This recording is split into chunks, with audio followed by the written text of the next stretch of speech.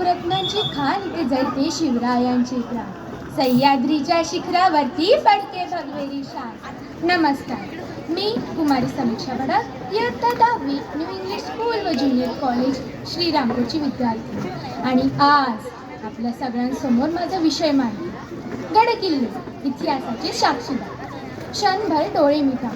सह्याद्रीच्या कड्यावर एक भव्य किल्ला नजरेसमोर आणा.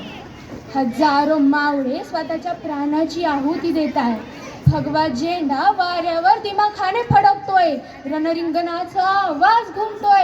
हर हर महादेव नावाचा जय घोष आकाश त्यांना नून सोडतोय. अहो, हे काही फक्त दृश्य नाही, तर हा इतिहासाचा जिवंत श्वास आहे. महाराष्ट्राला गडकिल्ल्यांची समृद्ध परंपरा लाभली. हे गडकिल्ले केवळ दगडमातीच्या वास्तू नाही, तर आपले शौर्य, स्वाभिमान आणि पराक्रमाचे प्रतीक आहे. छत्रपती शिवाजी महाराजांनी स्वराज्य स्थापनेसाठी अनेक गडकिल्ले जिंकले, अनेक गडकिल्ले बांधले आणि त्यांचे महत्त्वही ओळखले. रायगड, राजगड, प्रतापगड, सिंहगड, तोरणा, शिवनेरी, विजयदुर्ग, सिंधुदुर्ग यासारखे अनेक किल्ले आजही आपल्याला आपल्या गौरवशाली इतिहासाची साक्ष देत उभे दिसतात. तानाजी मालुसरे, मुरारजी देशपांडे, बाजीप्रभू देशपांडे ह्यासारख्या थोरांचे पराक्रम कदाचित ह्याच किल्ल्यांमुळे आज आपल्या जिवंत आहे. रायगड ही स्वराज्याची राजधानी म्हणून प्रसिद्ध आहे. तसंच छत्रपती शिवाजी महाराजांचा राज्याभिषेकही ह्याच गडावर झाला. शिवनेरी हे महाराजांचं जन्मस्थान बरं का. तसंच संपूर्ण देश याला एक प्रेरणास्थळ म्हणूनही ओळखतो.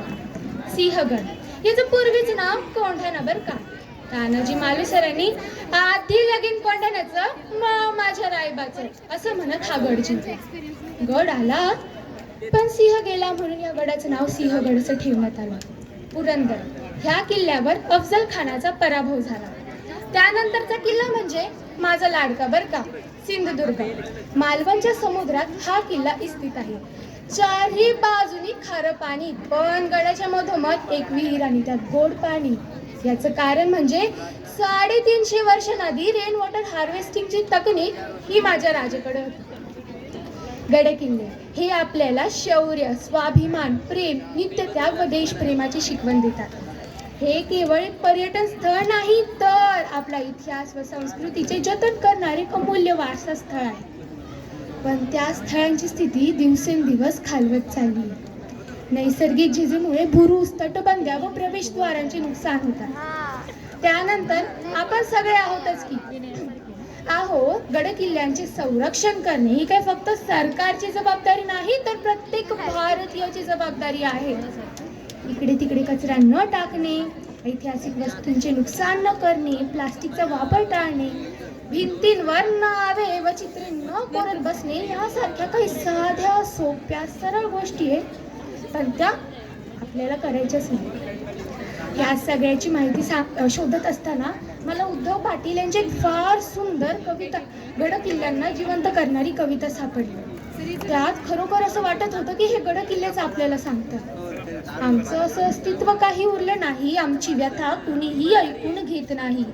हिंदवी स्वराज्याच्या स्थापनेसाठी आमचा देह उभा राहिला, रक्ताची पहाट पाण्यात काही काळ निघून गेला. अनेक वीरांचा आम्ही पराक्रम पाहत राहिलो, शत्रू तोफ्याच्या माऱ्याला उत्तर आम्ही देत राहिलो. पण आता मात्र आमची व्यथा कुणीही ऐकून घेत नाही, आमचं असं अस्तित्व काही उरलं नाही. रेव पार्टी आणि भानगडींसाठी गड नाही बांधलेले, मराठमोळ्या मावळ्यांचे रक्त इथे सांडलेले.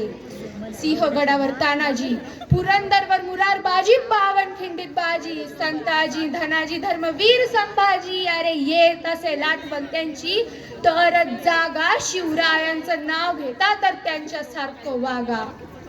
एक वेळ अशी येईल हो त्याचं नव्हतं होईल. गड कसा दिसतो, किल्ले कसे दिसतात, गड कसा दिसतो हे फक्त चित्रात दाखवण्याची वेळ येईल. हे फक्त चित्रात दाखवण्याची वेळ येईल. धन्यवाद. समीक्षा.